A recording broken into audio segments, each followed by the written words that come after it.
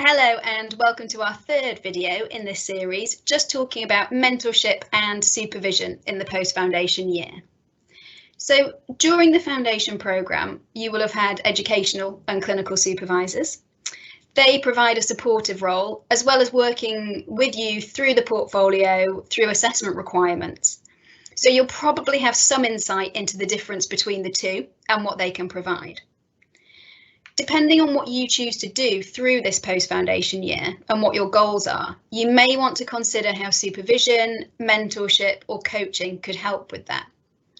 So these three terms can often be confusing and do sometimes have overlapping meanings. For example, there are lots of different types of supervision.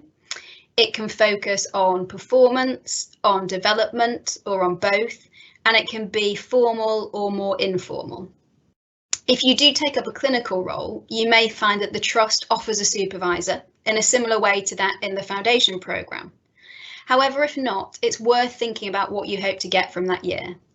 If you are looking to add to your CV for applications, you may seek out a senior in your chosen specialty and ask them to provide clinical supervision in a really similar way to that in the foundation programme.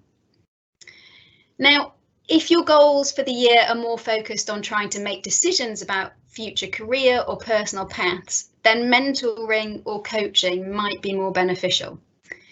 Mentoring is often thought about as guidance and support that's given by a more experienced colleague. So similar to supervision, it can offer clinical and cover clinical work, but in addition, it can cover professional identity, relationships, and broader life issues that you might be considering through this year. So it can help in working out how to organise all the different facets of your life to align with where you hope to be as a professional, but also as a person in the future. So this can be informal with one-off discussions, or you might want to approach someone that you feel has a particular career or work-life balance that you aspire to, and ask them if they have capacity to be your mentor through this F3 year. In this instance, it can be really beneficial to agree the time period between meetings, arrange them early on. This way you've got some structure, you know what you're working towards and can make a decision together as to how the sessions will be used. It may be that you bring the portfolio that we discussed in the previous video to these, or it may be that they're more informal and discursive. Finally, coaching is a type of supervision that largely relates to maximising a person's potential and performance towards a goal. So you might see coaching and mentoring discussed interchangeably, and that can be confusing.